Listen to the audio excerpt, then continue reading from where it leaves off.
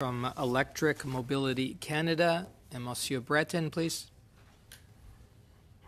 Merci. Bonjour, Monsieur le Président. Mes respects aux députés présents. Mon nom est Daniel Breton. Je suis PDG de Mobilité électrique Canada. Founded in 2006, EMC is the national membership-based industry association dedicated exclusively to promoting electric mobility as a means of supporting the Canadian economy while fighting climate change and air pollution. EMC's wide range of member organizations include manufacturers of light, medium, heavy-duty, and off-road vehicles, electricity suppliers, infrastructure providers, research centers, tech companies, mining companies, cities, universities, fleet managers, unions, etc.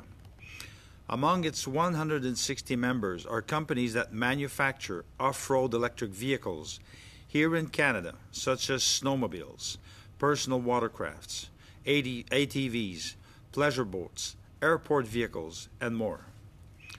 En octobre 2022, l'énoncé économique de la ministre des Finances annonçait un crédit d'impôt à l'investissement pour les technologies propres, remboursable de 30 % pour les véhicules zéro émission non routiers. Cependant, le projet de loi C-32 portant sur les dispositions du budget déposé le 3 novembre 2022 ne contenait aucune disposition traitant du sujet de l'énoncé économique portant sur le crédit d'impôt à l'investissement pour les technologies propres.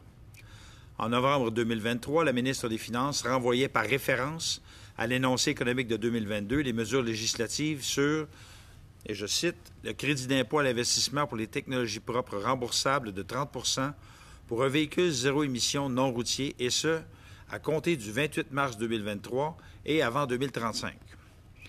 Analysons maintenant la terminologie utilisée dans l'énoncé de 2022. Les types de matériel suivants seraient admissibles au crédit.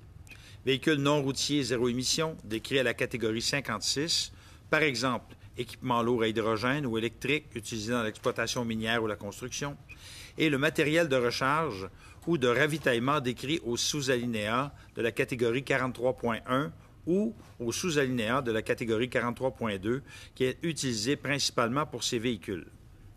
Indépendamment de l'interprétation que nous pouvons faire du contenu de l'énoncé, il est important de comprendre qu'un tel document, tout comme d'ailleurs l'annonce d'une politique, d'un plan d'action ou d'une directive, n'a pas force de loi. Le projet de loi prévoit l'ajout de l'article 127.5 à la loi de l'impôt sur le revenu qui comprend une nouvelle définition de biens de technologie propre, laquelle fait référence à son sous-alinéa à un véhicule zéro émission non routier décrit à la catégorie 56. It's important to note that off-road vehicles are a disproportionate source of air pollution. According to ECCC, their combined emissions make up 38, 15, and 10% of the total emissions of CO, NOx, and VOCs, respectively. Carbon monoxide, NOx, and volatile organic compounds. Emissions mostly come from household use of gasoline or diesel-powered recreational equipment and lawn and garden equipment, and from the operation of agricultural, construction, and mining equipment. Or, depuis 2022, nous avons tenté sans succès d'avoir une définition claire et exhaustive de ce que représente pour le gouvernement un véhicule zéro émission non routier. Après de nombreux courriels, appels et correspondances avec des fonctionnaires du gouvernement, nous n'avons toujours pas été en mesure d'avoir une réponse satisfaisante.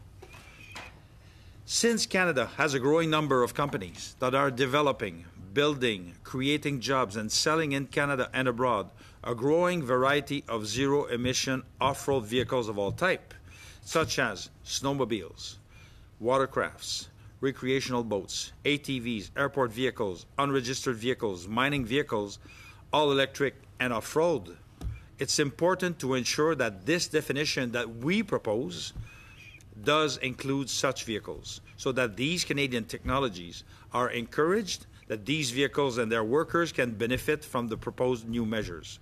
What's more, it's vital that the companies purchasing these off-road vehicles will be able to obtain this 30% tax credit, and that this tax credit be retroactive to March 28, 2023. Merci. Thank you.